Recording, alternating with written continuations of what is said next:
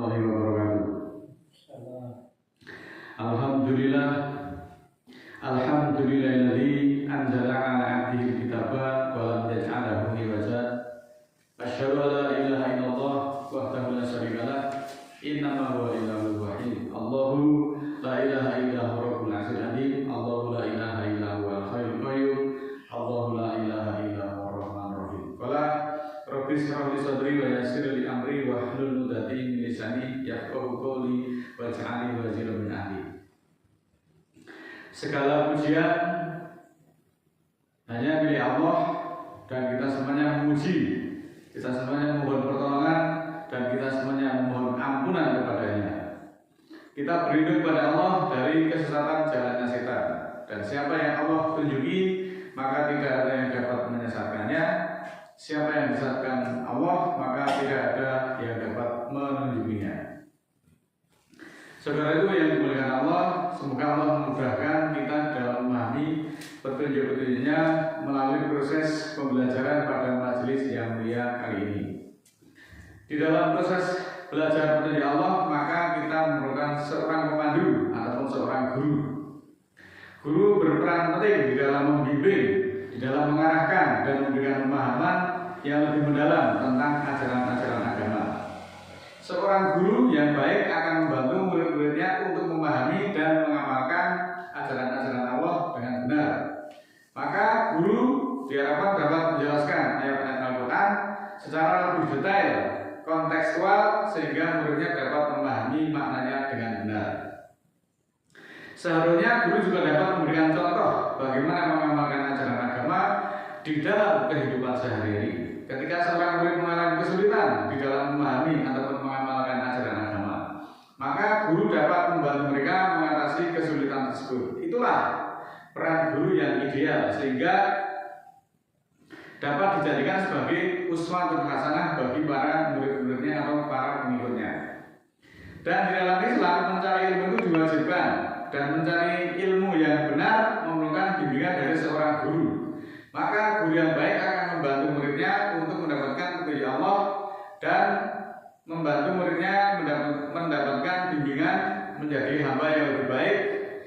Tapi juga bisa terjadi sebaliknya apabila kita mengikuti seorang penyeru yang keliru atau seorang penyeru yang berdosa.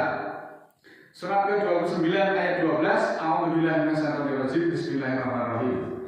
Wa qala alladziina kafaru lil ladziina amanu tabi'u sabilana wal nahmil khotoyakum wa mahum bihamilina min khotoyahum min say innahum lakadzibun. Berkata orang-orang kafir untuk orang-orang beriman, ikutilah garis hukumku, ikutilah garis hukum kami, maka akan kami pikul dosa-dosamu, akan kami pikul kesalahan-kesalahanmu. Padahal mereka tidak akan memikul kesalahan itu dari sesuatu pun, bahwa mereka adalah pendusta. Ini surat ke-29 ayat 12. Selanjutnya di surat ke-29 ayat 13, walayah miluna askolahum wa askola ma'a askolihim wala yus'aluna yamal qiyamati amakanum yaftarun.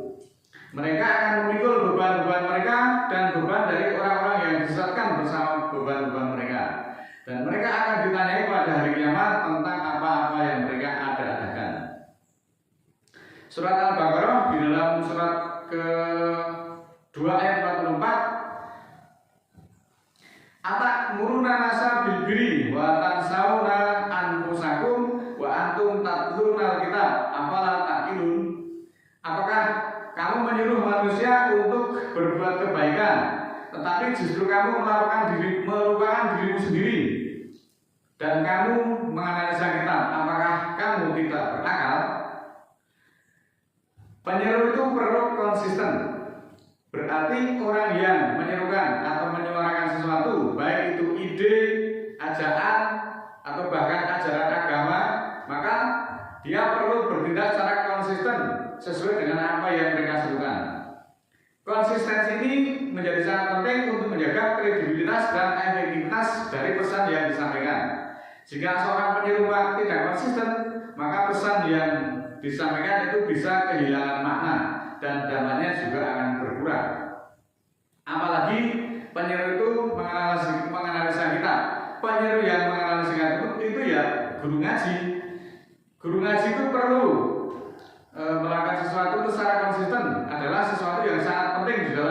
proses hidup dan kehidupannya. Konsistensi adalah sebuah usaha untuk terus-menerus melakukan sesuatu sampai pada tercapainya tujuan akhir.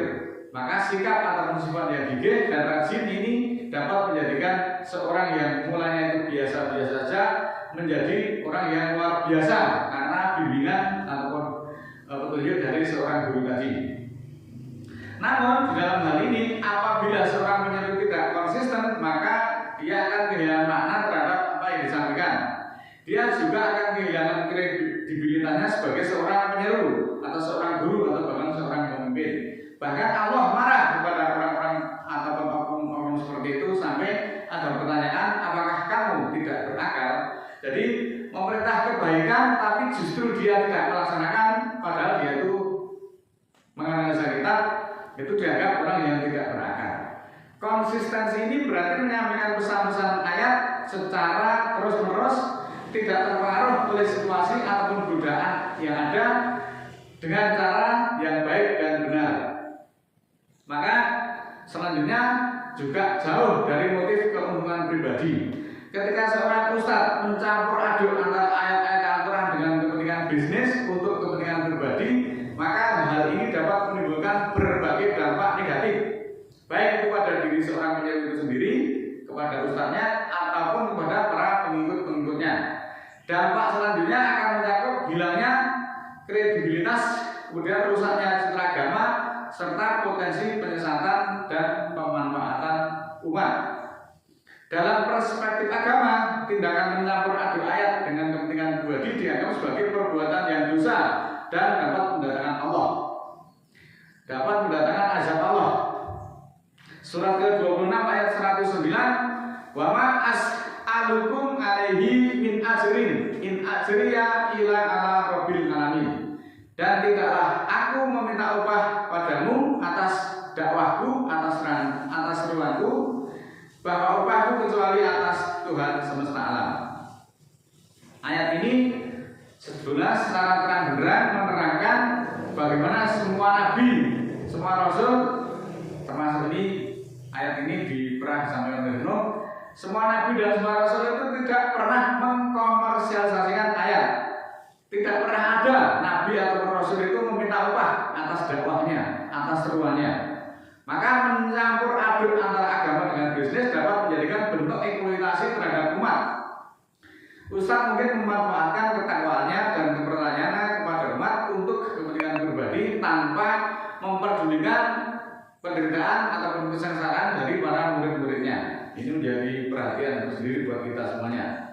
Surat kedua, surat Al-Baqarah ayat 174, Innalladzina yaktumuna ma'an yalallahu minnal kitabi wa yastaru bihi samanan qalila ulaika mayakuluna fi butunihim ilanar wala yukallimuhumullahu yaumal qiyamati wala yuzakkihim walahum adzabun alim.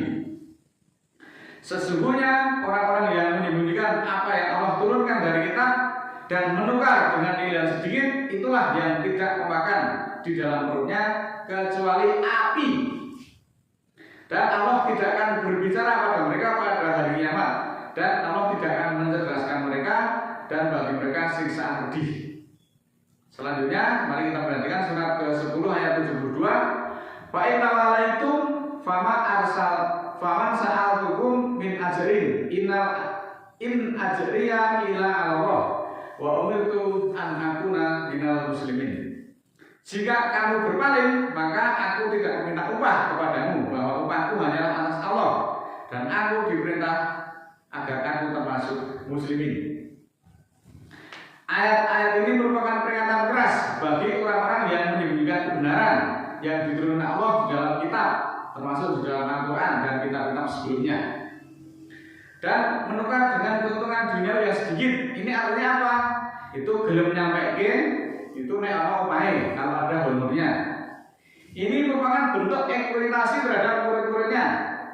Pada zaman Nabi hal ini tidak pernah terjadi, tetapi justru kenapa pada saat ini menjadi marak keadaannya.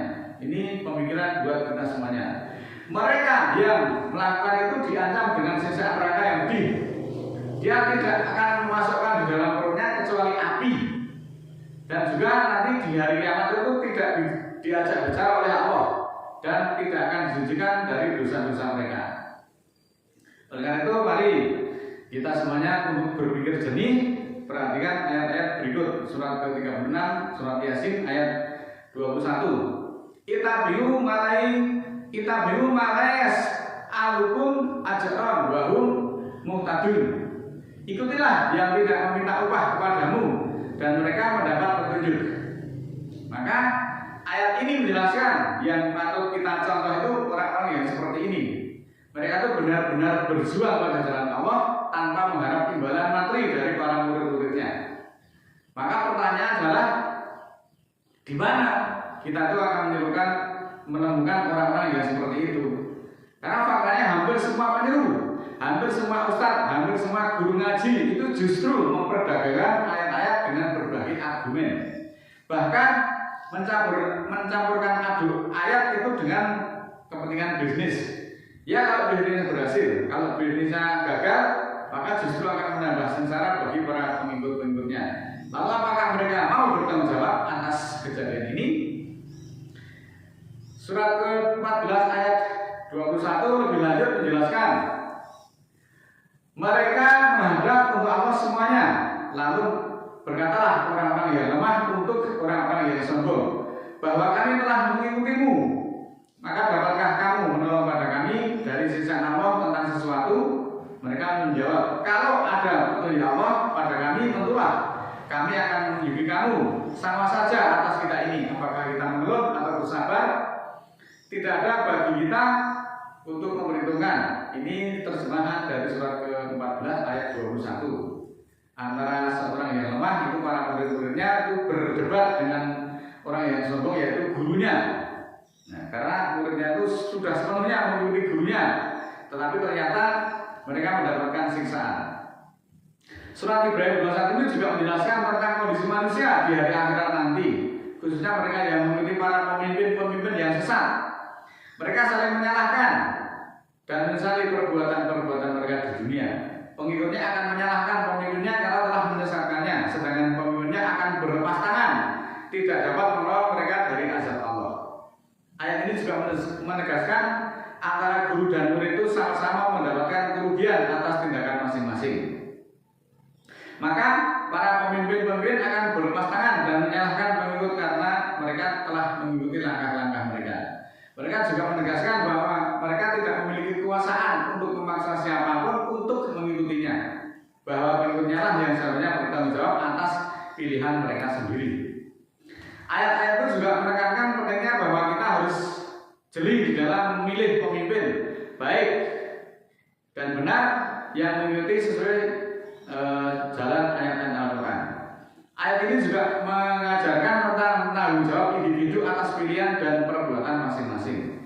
Tidak ada gunanya saling berbantah-bantah di neraka. Toh mereka sama-sama juga mendapatkan siksaan. Maka di sini perlu berhati-hati terhadap ucapan yang manis yang dibalut oleh tipu daya oleh seorang guru. Itu bagian racun yang tidak terlihat, tetapi menghancurkan harapan, memecah belah umat, memecah belah keluarga, memutuskan tali persaudaraan.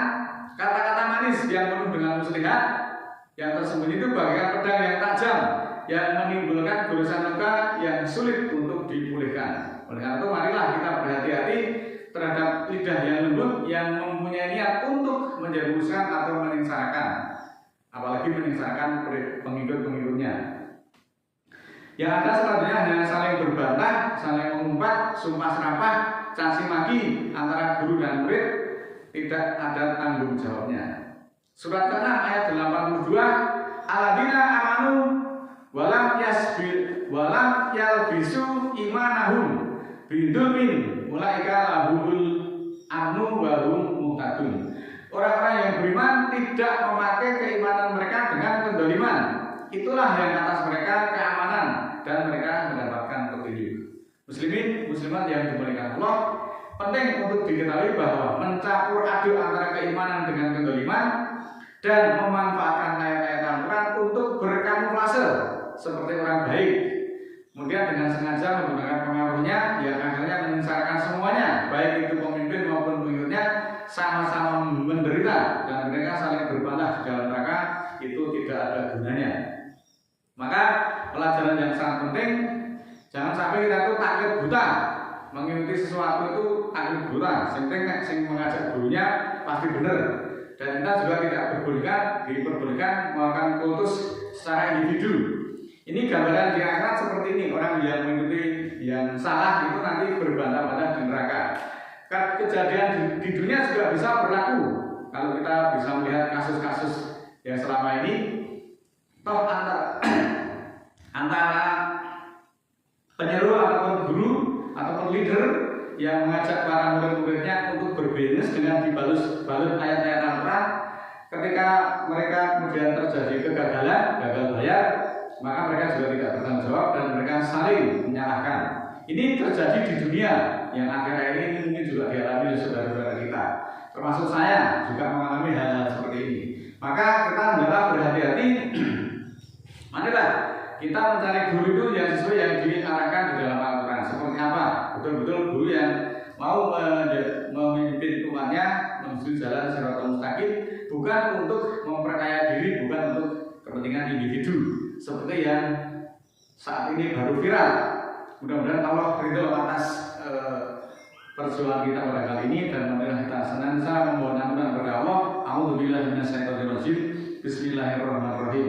Allahumma ighfir li walil mu'minina wal mu'minat al ahya'i minhum wal amwat innaka sami'un